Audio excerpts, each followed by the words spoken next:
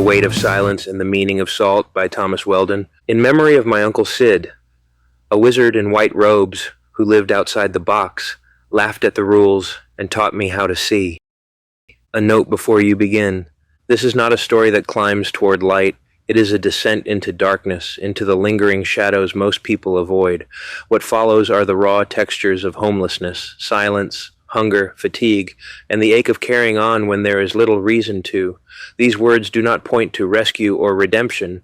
They remain in the heavy present because that is the truth of the life being described. This book will not console you. It may trouble you, weary you, leave you staring at the page as though staring into a haunting memory, a desolate landscape, a barren stretch where nothing takes root. Within it are hopelessness, emptiness, fear that gnaws, despair that swells like a raging sea. Homelessness isn't surviving a passing storm with calm skies waiting afterward. It is being set adrift without oars or sail, left to the mercy of whatever weather comes. Some days are storm-tossed and violent, others are flat and airless, a blazing sun that bakes or a cold that seeps deep, but always adrift, without anchor, without reprieve. What follows is not relief, nor a turning point. There is no sudden lift, no hidden door into brighter days, only the present, heavy and unrelenting, carried forward from one page to the next. The following pages do not offer comfort. They hold only the truth, heavy and unadorned. Keep that in mind as you step inside.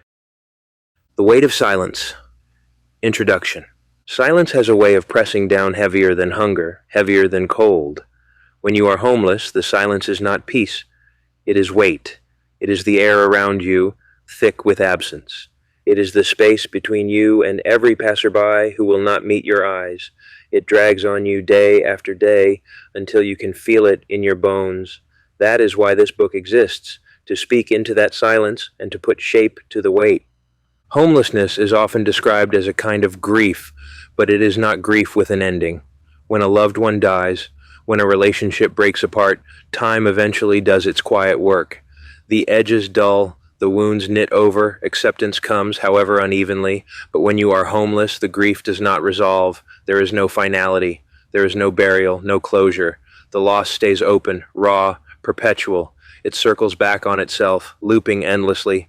That is why I've drawn on the stages of grief, denial, anger, bargaining, depression, acceptance, and bent them into the stages of homelessness, because here the cycle never truly closes. Here acceptance is not a final stage, it is more of the same. I did not come to this life out of some grand decision. My story is in many ways ordinary. I had a fairly normal life once, a childhood, a family, a marriage. There was happiness, and there were the usual cracks that come with living. But around 40, a divorce and depression hit me hard. Major depressive disorder took the wheel, and it did not let go. I tried to patch myself back into society, tried to play the part of a man fitting in. I pretended that I was okay at friendships, pretended at being okay with belonging. But inside I knew I was only ever acting, that I was not okay. Travel became my escape. I lived in cars, moved town to town, believing that distance was healing. When one place soured, when a relationship went bad, I would simply relocate, reinvent, start again. For a while it worked. For a while I could outrun the grief, but bodies age, resources run thin. Eventually I had no car, no ability to keep running. 3 years ago, I knew the game had changed. This wasn't just another round of start over. This was the beginning of the end. And so I ended up here, in a tent, with severe depression, burned out from pretending, hollowed by loneliness. The silence around me grew thick. For nearly a year and a half, I had almost no energy. Some days I couldn't stand. Some days I couldn't think. Was it the depression itself? Seasonal affective disorder? A chemical imbalance? Or was it simply life beating down, one blow after another? Likely all of it, combined into a perfect storm. Either way, it pinned me under. This is why I write, because the weight of silence is not just mine. Every homeless person I've met has carried it too. At first, survival feels like an accomplishment. You're still here, still breathing, still making it through nights when it seemed you wouldn't. That feels like victory. But as the months stretch, as the years pass, survival becomes monotony. You learn what it means to be invisible. People cross the street to avoid you. Former friends quietly erase you from memory. Family can't bear the discomfort of your presence. You are left to carry the silence alone, and the weight is unbearable. For some, that silence hardens into addiction. For others, it becomes anger or numbness. For me, it was depression that sank its claws deepest. Whatever form it takes, the truth is the same. Most of us can't save ourselves anymore. We're told constantly, pick yourself up, get clean, get a job, find housing. But when you've crossed a certain line, when the body is failing, when the mind is broken, when age has caught up, the tools are gone. We know the script, but we no longer have the means to perform it. What we need is help from the outside, and too often no one is willing to walk that long road. So we live with it, on and on. When people imagine homelessness, they think first of visible things: the tent, the street corner, the worn-out coat. They do not see the emotional landscape beneath it, the grief, the repetition, the suffocating silence. They do not see how heavy it is to be unseen, how much effort it takes just to keep breathing beneath the weight of absence. This book is for those living inside that silence. You can open it anywhere, dip into any chapter, and find something that might echo your own heart. It does not need to be read in order, because grief and homelessness are not linear. They twist, they overlap, they repeat. One day might be anger, the next despair, the next denial, all over again. You can treat this book like a jukebox. Choose the track that resonates, play it, sit with it. Like a favorite song that makes you cry but still soothes you. These pages are here to let you know you are not alone in the noise of your thoughts. It is also for those on the outside, the families, the friends, the strangers who see but do not understand. Homelessness is not only about lacking a house. It is about bearing the weight of silence, of being cut off from the chorus of ordinary life. I hope these words will offer you a window into the interior world of those you pass on the street. Maybe you will come to see not just the silence, but the storm of emotions underneath, the anger, the despair, the small flickers of hope. If nothing else, I want these words to stand as proof that silence does not have the last say, even if society looks away, even if family retreats, even if friends vanish, the story remains. It is written in the body, in the nights endured, in the resilience that nobody sees. That story deserves to be heard, because homelessness is not only hunger or cold, it is the constant company of grief without end. It is waking each day knowing that time will not heal this wound, and yet somehow we endure. We make small gains, baby steps, grasp at any light we can find, because even the smallest thread of hope is enough to see another day. That is the meaning of survival in this life. That is the weight of silence, and the reason I have chosen to break it with these words. Stage 1, the shattering, cracked like ice and crushed underfoot, the you that remains. Chapter 1, on fear. Fear isn't polite. It doesn't knock. It slides in, uninvited, the first night you're out, when the last scraps of normal life have already burned away, and all that's left is you, the dark, and the sick knowledge that no one's coming. It feels like being put on a pedestal in the middle of a stadium. Every shadow becomes an audience. Every crunch in the brush is a spotlight. You don't think I'm camping. You think I'm exposed. The air is too sharp, the ground too thin, the night too long. You hear it all. The wind in the branches, the squirrel with a grudge, the raccoon eyeing your pack like a thief in a cheap movie, but your mind translates every sound into a human footstep. Is it the homeless guy you passed earlier? Did he see you come in here? Did someone follow? You tell yourself it doesn't matter, but it does, because when you sleep, the armor falls off.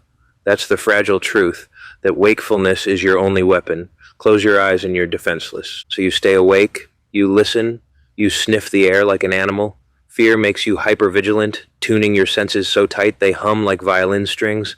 You learn the rhythm of the city, cars fading, sirens carried by the wind, a distant drunk shouting at no one.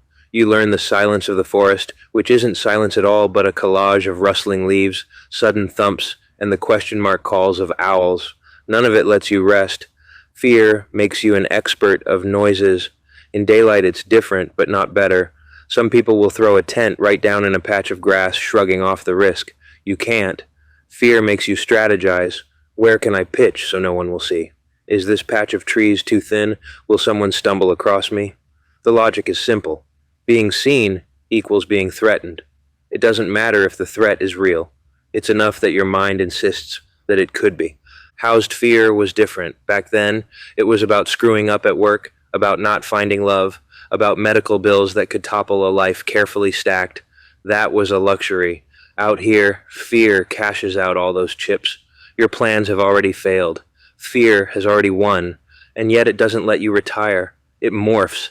It breeds new offspring. How do I eat? How do I keep warm? What if coyotes come sniffing? What if the wrong human does?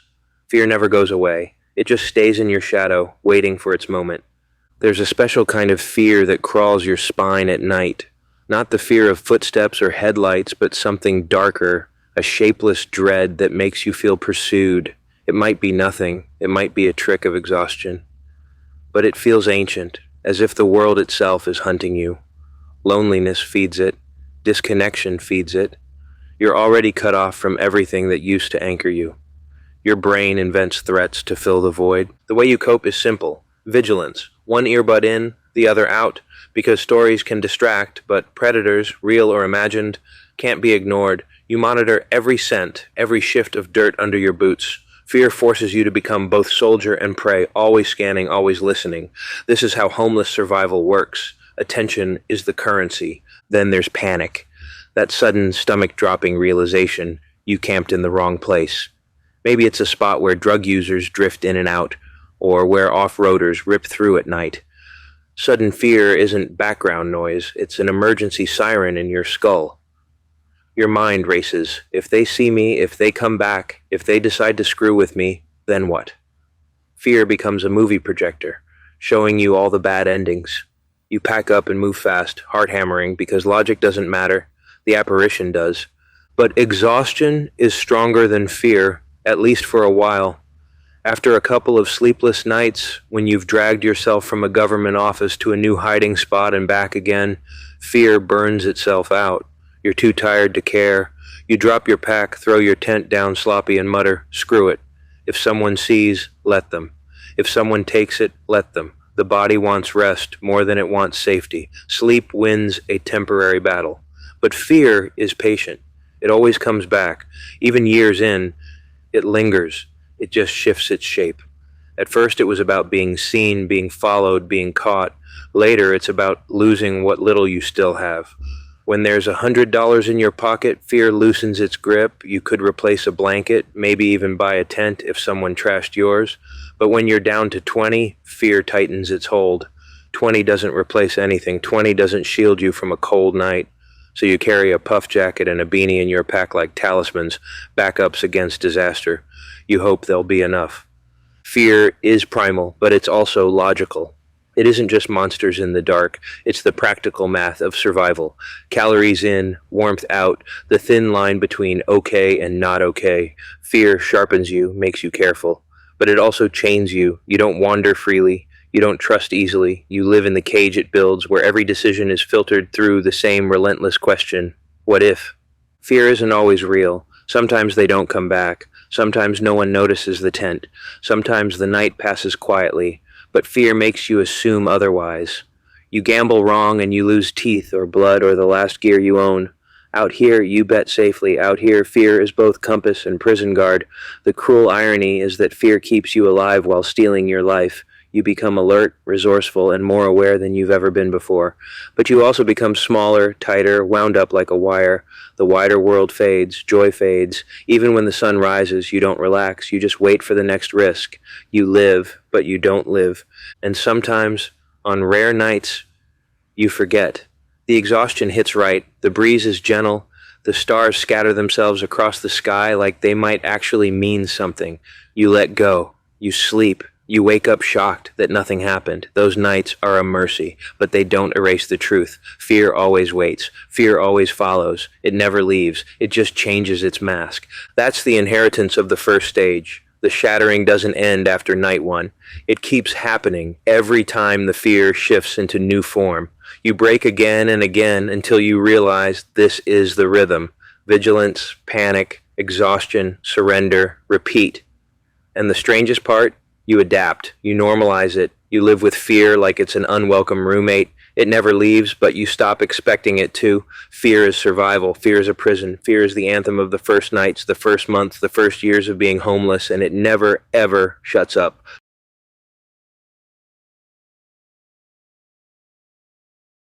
Chapter 2, On the Tempest. It never asks permission. One moment the night is steady, almost tender in its quiet drizzle. The next it splits apart with thunder and madness. The tent rattles like a drumskin. Water lashes against the tarp. The air churns into frenzy. What was still becomes violent. What was secure becomes fragile.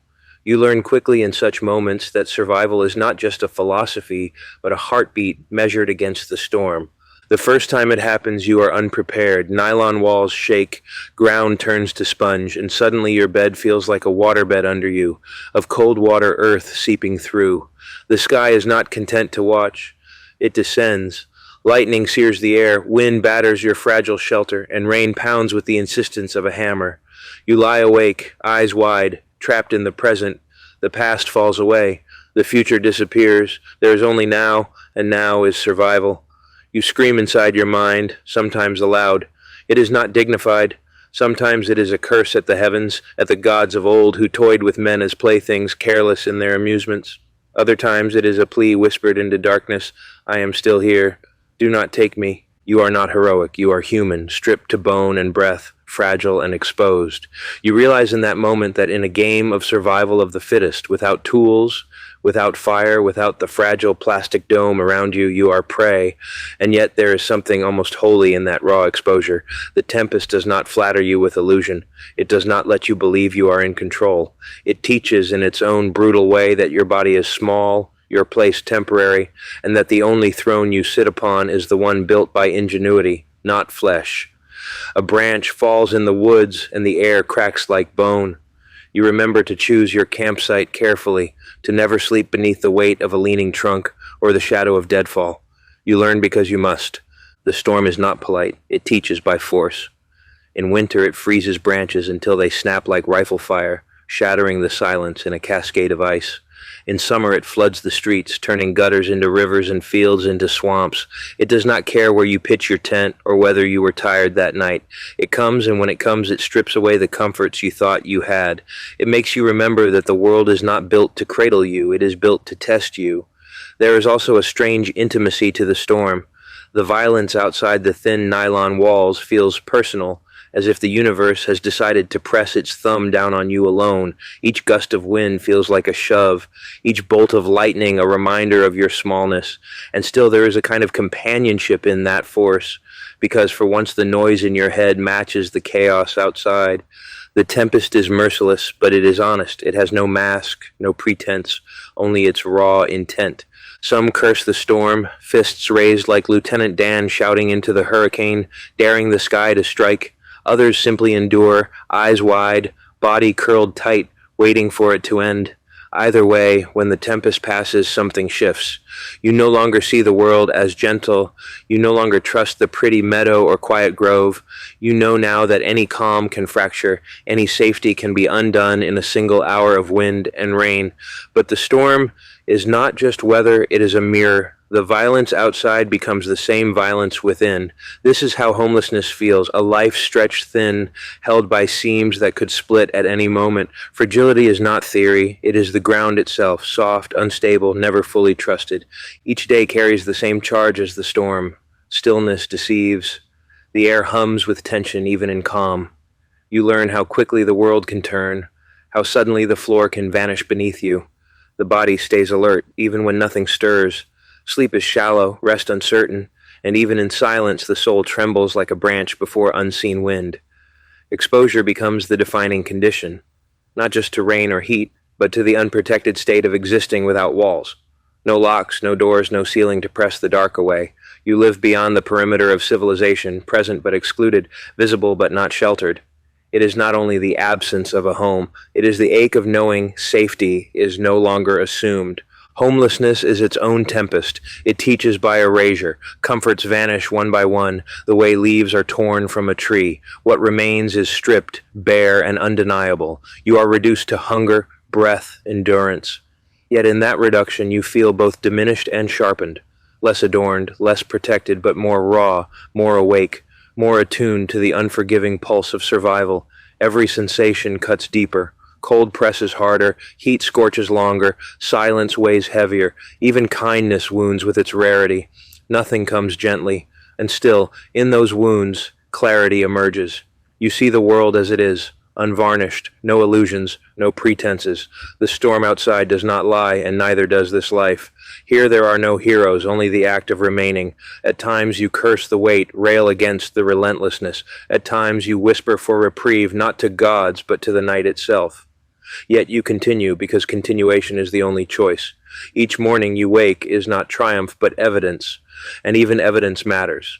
The silence after a storm carries the same gravity as the quiet hours of homelessness. It is not peace, it is aftermath, branches broken, ground sodden, air scrubbed clean. In the soul, after hunger or fear, there is a similar stillness, not comfort, but recognition. You are still here. You have endured. That is not victory, but it approaches grace. Homelessness brands you with this paradox. In the storm you rage, fracture, despair. In the passing you breathe deeper. Humbled that fragility has not consumed you, you stop pretending survival is earned. You begin to see it as borrowed, provisional, fragile. That recognition humbles, but it also clarifies. The storm outside, the storm inside, they are one. Both strip you bare, both remind you how thin the veil of safety truly is.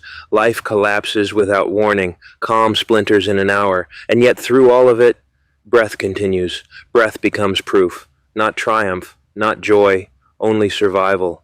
And survival, in the wake of the storm and silence alike, feels like the strangest grace, a heartbeat still present, fragile as flame, yet refusing to go out. Chapter 3, on Doubt. It doesn't announce itself like thunder, it whispers and then it lingers. Doubt is not an intruder who barges in.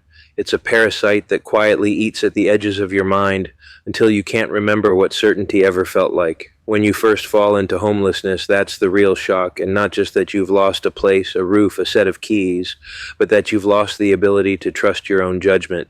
Doubt arrives and rearranges everything. At first, it disguises itself as questions that sound reasonable. Did I do the right thing? Did I do enough?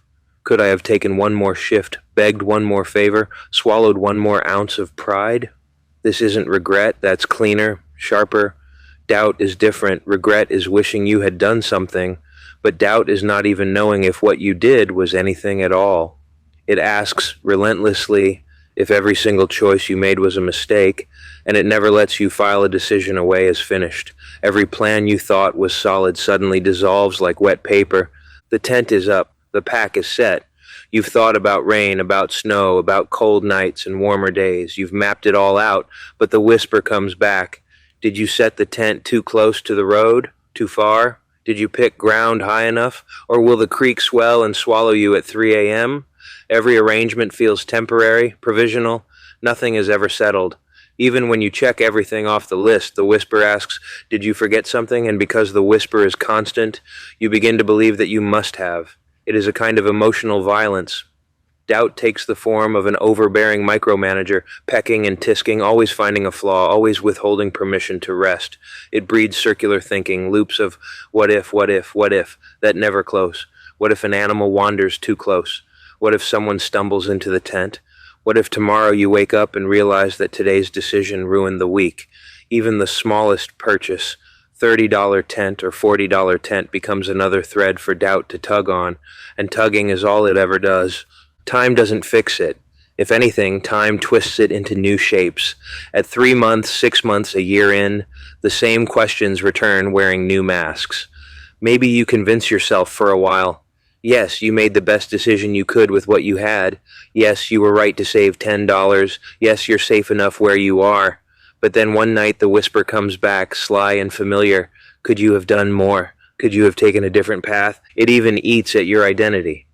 One comment from a family member, you're going to take advice from a guy who's homeless? And everything you've ever built in life gets dismissed. The degrees, the jobs, the good days, the days where you got up and kept going, all of it shrinks down to this single label, homeless. Doubt grabs that label and pushes it in your face until you start doing it to yourself. Maybe your judgment isn't worth anything. Maybe your voice shouldn't count. If your own family can reduce you to your situation, then what are you worth in the eyes of strangers? That's the brutality of doubt. It doesn't just undermine the future, it corrodes the past. You start to wonder if your memories are reliable, if your achievements were real, if you ever knew what you were doing. Did you really succeed back then, or are you misremembering? Did you misjudge your own abilities? The whisper spreads into everything, contaminating even the moments that once made you proud. What's left untouched? Almost nothing. And because you're living in survival mode, distraction isn't easy. Some people bury themselves in work or hobbies to avoid the loop, but when you're homeless, there's no solid refuge from your own mind. Distraction only comes from exhaustion. You walk far enough, carry enough, stay awake enough nights, and maybe you collapse into sleep before doubt can corner you. But that's not resolution. That's just running out of energy to keep arguing with yourself. Doubt makes you feel like you're always in last place, even though life is not a competition. No one else won, but you still feel like you lost. It chips at your sense of dignity, at the fragile structure of self that's holding you together. You might know, logically, that this is circumstance, not personal failure, but logic has a quiet voice, and doubt is much louder. Doubt has a megaphone and all the time in the world. It's not only about choices you already made, it's about your ability to handle the next crisis. What if the rain comes harder than expected? What if someone steals the pack? What if your body just can't keep up anymore? Doubt frames every possibility as a test you are doomed to fail. It tells you that failure is inevitable, that you are always one step away from proving yourself incompetent again. The worst part is that you start believing it. Doubt becomes the narrator of your life. It supplies the voiceover for every action. Setting up the tent, buying a blanket, giving advice to someone younger. It comments on everything, always with the same sneer. Are you sure about that? And no matter how much evidence you gather, dry nights, warm mornings, good choices, it never shuts up. The only relief comes when the body is too tired to listen, when hunger or fatigue overrules the chatter. But even then, it waits for you to wake up. You can't banish it. You can only survive it. And maybe that's the cruelest truth of doubt. It doesn't end when the first weeks of homelessness pass. It just evolves, changing targets, finding new ways to remind you that certainty has been stolen and it's never giving it back.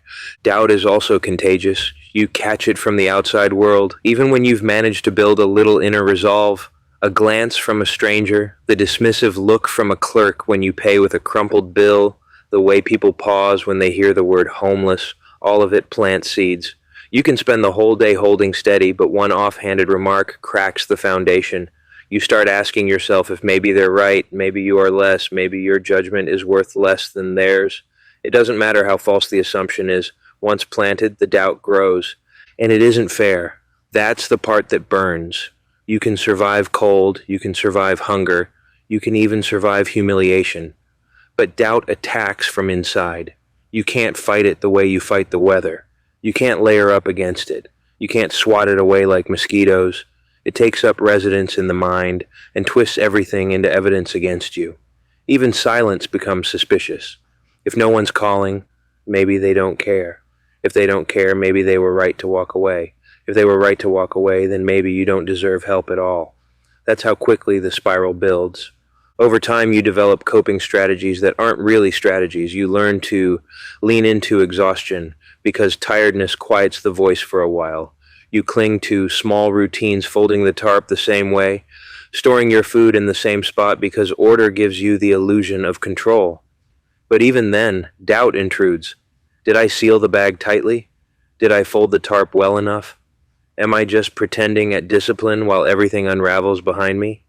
It's relentless, and no amount of repetition is enough to silence it permanently.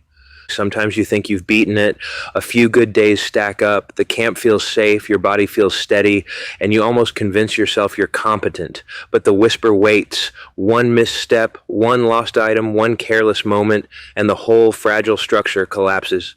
Then you're back at the bottom, scolding yourself for ever believing you could hold steady. The cruelty isn't just the doubt itself, it's the false reprieves that trick you into thinking you've escaped. And yet, in a twisted way, doubt also keeps you alive. If you didn't second-guess the ground you sleep on, you'd wake up in a flood. If you didn't worry about animals, you'd leave food unguarded. If you didn't run those endless what-if scenarios, you'd be unprepared for the real ones. Doubt poisons, but it also sharpens. It breaks your mind down, but it also keeps you on guard. That contradiction is impossible to reconcile. doubt both destroys you and sustains you. This is the reality in those early stages. Shock, disbelief, and doubt braided together into a net you can't climb out of. Even months or years later, the net is still there. The threads loosen sometimes, but they never vanish. Doubt doesn't leave. It just changes its questions, alters its tone, finds new ground to cover. That's the permanence of it. You are always second-guessing, always wondering if you're misremembering, misjudging, misstepping. That constant interrogation becomes the soundtrack of survival, and survival itself becomes nothing more than learning how to live while doubt whispers in your ear. Chapter 4. On Helplessness. It doesn't hit like a storm. It hits like a breakup you didn't see coming, the kind where 1 minute you're fine and the next you're staring at the floor because the person you thought would stay is gone, and there's no undo button. That's what helplessness feels like.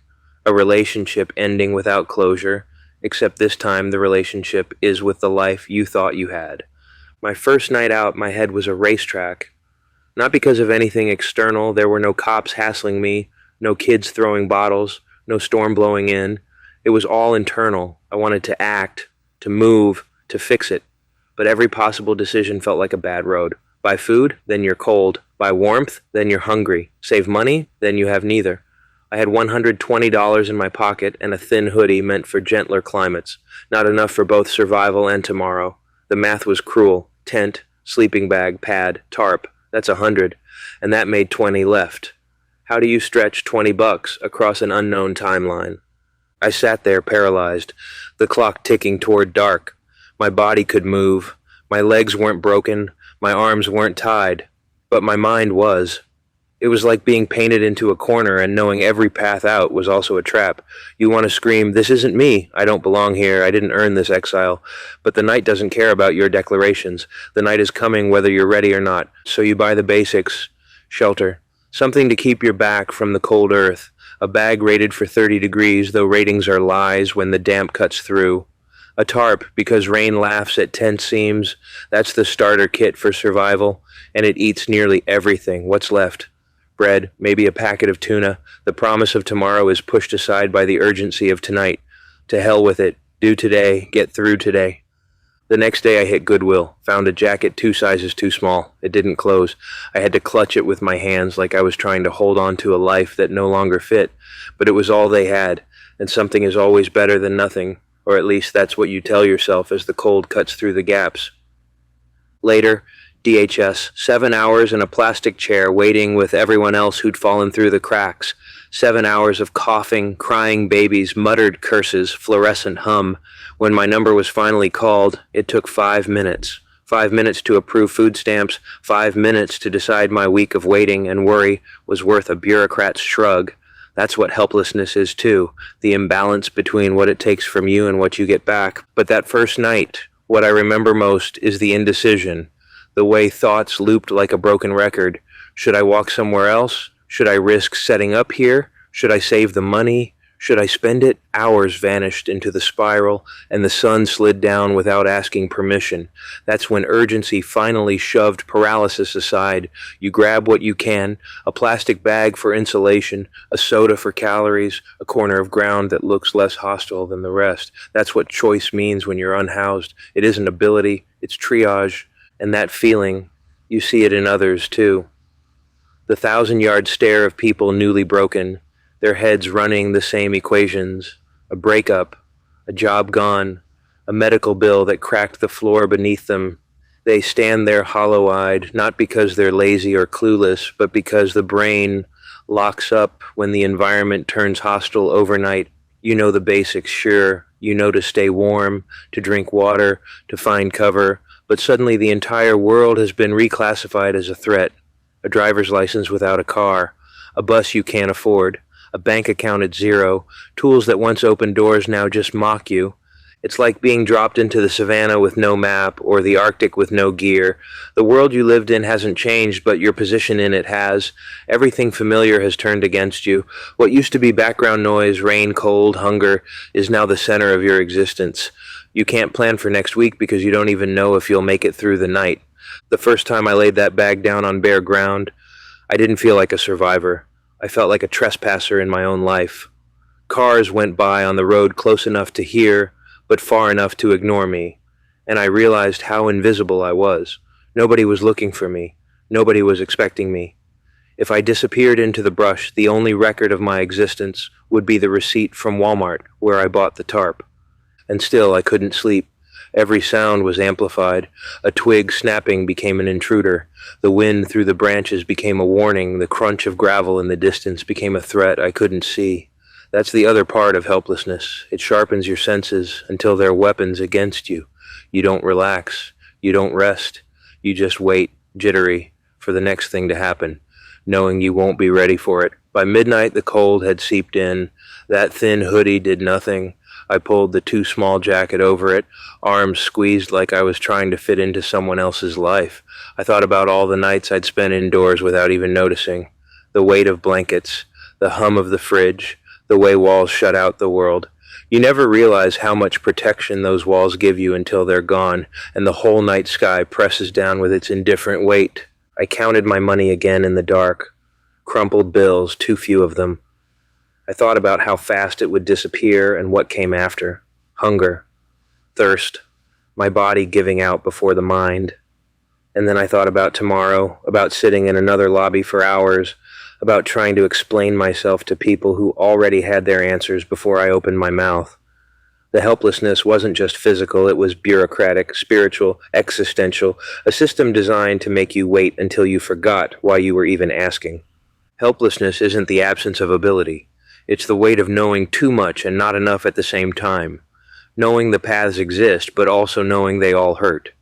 It's lying in a thin bag under a cheap tarp, listening to cars 100 feet away, wondering how the same world that lets them pass warm and oblivious leaves you shivering and wide-eyed. The worst part isn't even the fear. It's the doubt. Doubt that you'll ever get out, doubt that you deserve better, doubt that you'll even recognize yourself when this ends, if it ends. Doubt is its own kind of hunger. It gnaws, it hollows, it makes you believe you're smaller than you are. And yet even in that doubt, something keeps you moving. The body resists giving up. You shift, you rearrange, you scratch lines into the dirt to mark your place. You tell yourself, just tonight, just get through tonight, and then it becomes just tomorrow, just one more. That's how helplessness tricks you. It doesn't feel survivable, but somehow you survive it anyway. Helplessness is not surrender. That matters to me. Surrender is laying down in the dirt and deciding not to get back up. Helplessness is being forced down, arms tied, and still thinking, if I can move even an inch, I will. That inch matters. And no, it isn't playing the victim. I hate when people say that, as if victimhood is some kind of act you choose to perform. Victims exist because people are harmed, because power is taken away, because the world closes in on them until there's no way out. There's nothing shameful about being a victim. It means something happened to you that you couldn't stop. What I reject is surrender. I'm not performing weakness. I'm not pretending to be powerless. I'm trying even when the tools aren't enough, even when it looks like nothing changes. That's not surrender, that's survival. And by dawn, I hadn't really slept. Just drifted in and out, half dreaming of warm rooms I couldn't get back to. My body ached from the ground. My hands were stiff from clutching the jacket shut all night. I stood up and felt every joint protest, like I'd aged a decade in a single night. And still, the sun rose. The cars passed. The world spun forward, indifferent to my collapse. That's what helplessness really is. The world going on without you while you're still frozen in place, trying to figure out how to move. And so you move anyway, not because it feels right, not because it feels possible, but because the night ended and another one is already waiting. Helplessness doesn't give you victory, it doesn't give you hope, but it gives you this, the raw, stubborn act of continuing. And sometimes that's all survival is. Chapter 5, On Possibility. Possibility is a strange word when you're standing at the edge of your old life. At first it feels generous, like someone scattered seeds across your path. You can almost believe that if you walk long enough, one of them will sprout into something worth holding. You wake up in the morning, even in a tent, and there's still that flicker, that maybe today sense. The way a song on the radio can make you feel like the world just cracked open a little. It's the idea that even out of wreckage, something could grow. When you're young, or at least not broken yet, the map is wide. Birth feels like you're planted on one coast and death waits on the other, a destination far away. Between those two edges are hundreds of roads, curving highways, dirt-back trails, detours you could take if you wanted. You tell yourself you might try this route or that one, or switch halfway across and still make it to the other side. Possibility is about having exits, in the sense that no matter which way you turn, another road will appear. But the thing no one says is that those roads don't stay open forever. Halfway across the map, half the options are gone. By the time you're near the far coast, maybe only one or two trails remain. The narrowing is relentless. You look up one day and realize there used to be 20 different ways out, and now you can barely see one, and that one looks blocked. That's what it's like when homelessness arrives. You don't land on the open highway. You get dropped into a cul-de-sac, an enclosed system, a town without exits. You walk one direction, and the road loops back. You walk another, and you're standing in the same square. All roads lead not to Rome, but to the same bleak center. At first, it's disorienting. You still believe you can leave if you just push hard enough. Maybe you'll grab a job, save a little, and crawl back into the housed world. Maybe someone you know will reach out. Maybe the system will surprise you and actually work in your favor. But after months pass and nothing cracks, you see the pattern, the loop. You're Pac-Man in a maze, chomping dots, dodging ghosts, pretending that the next tunnel is an escape.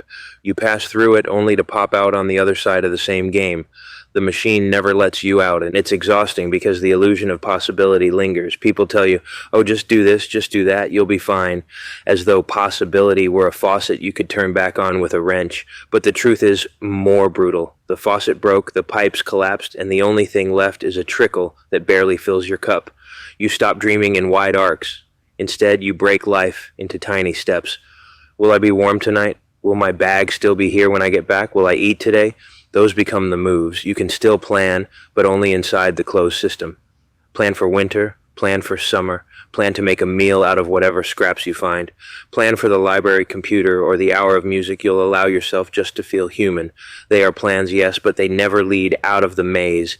And yet, there's still that flicker. Possibility doesn't disappear all at once. It frays, like a candle that burns down to its last stub of wax. At first, when you're new to the street, you might still daydream about big wins, buying a lottery ticket and imagining all the ways you'd spend it, a house by the beach, a car that actually runs, a fridge stocked with food, maybe even friends you could call without shame.